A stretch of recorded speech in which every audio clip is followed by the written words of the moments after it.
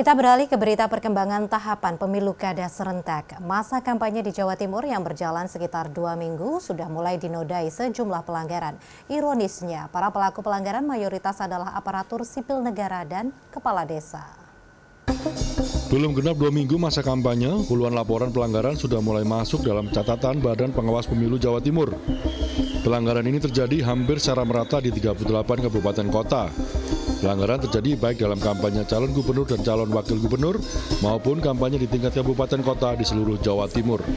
Kalau untuk selama masa kampanye ini hanya kampanye saja ya. Total pelanggaran, kalau untuk yang ke Bawaslu Provinsi Jawa Timur, total laporan yang sudah kami terima itu ada 3. Tapi kalau untuk keseluruhan di 38 kabupaten kota, untuk laporan di masa kampanye itu ada 57, kemudian temuan di jajaran kami total itu ada 6. Mayoritas itu terkait netralitas ASN dan juga netralitas Kades dan perangkat desa. Bawaslu menyayangkan ASN dan Kades beserta perangkatnya yang diwajibkan netral oleh undang-undang justru mendukung salah satu paslon. Namun ternyata pelanggaran seperti ini kerap terjadi. Bahkan di setiap pemilu, baik di tingkat nasional maupun daerah, ASN dan kepala desa menempati urutan pertama terkait pelanggaran azas netralitas pemilu.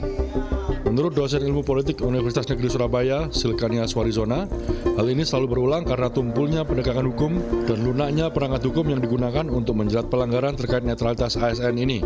Penegakan hukum di jalur Gakumdu yang digawangi Bawaslu, polisi, dan kejaksaan tidak berimbas banyak untuk menumpas penyakit musiman ASN ini.